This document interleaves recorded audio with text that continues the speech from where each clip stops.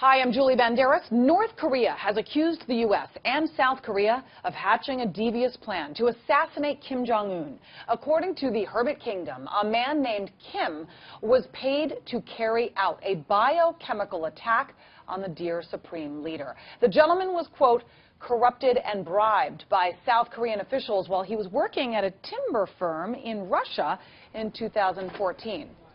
Seriously.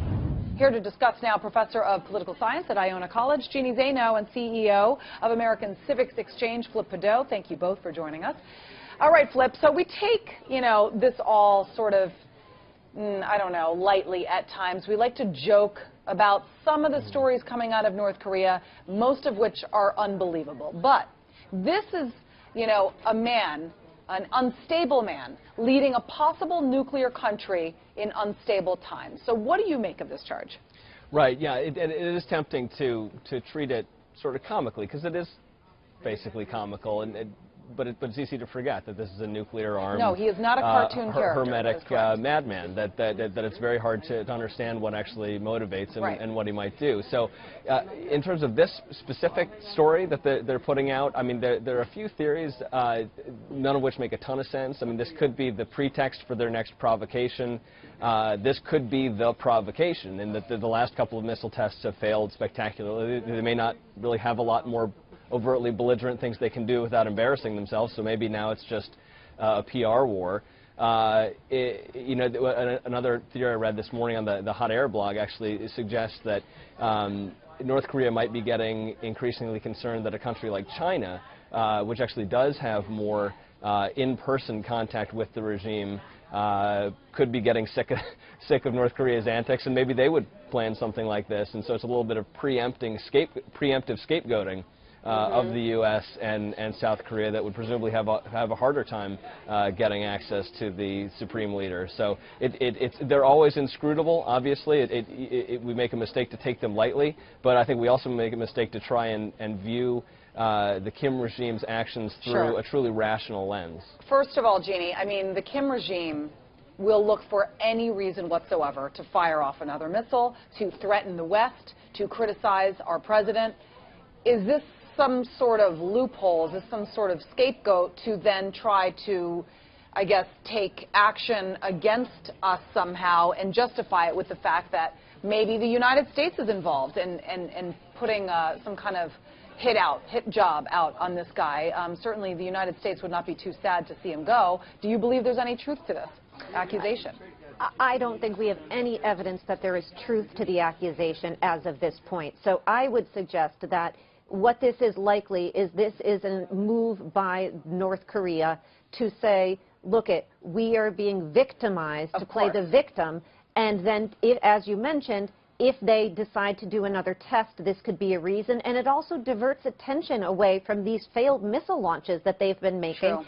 And they have been, let's be honest, under real fire from, and not actual fire, but real fire from the Trump administration. And I have to say, this is not something that many of us suspected that the administration in just over 100 days would be able to achieve, but they have really managed to put the North Korean leadership on the defensive, if you will. So I think we see a little bit of reaction, or a lot of reaction to that, and I do give the Trump administration credit for that. Whether this was by design or by default, they have put this administration on the defensive, and I think this latest story is just an example of how they're responding to that, and I think they feel that there's nothing to lose here.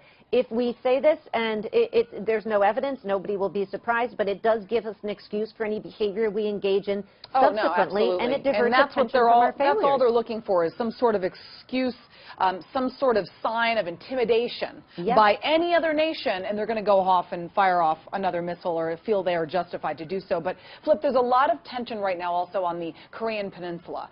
Where does this story fit into the current situation? Well, as you said, there is tension. We've been mobilizing and moving military assets as well, which, again, if they're looking for an excuse to say, well, we're being threatened, you'd think that would be the lower-hanging fruit, to say you're moving carrier strike groups into our waters. So it's hard to know where this fits in. This could be bluster. Someone got an idea in the propaganda ministry to put out a crazy story like this. It could be a calculated pretext to the next provocation.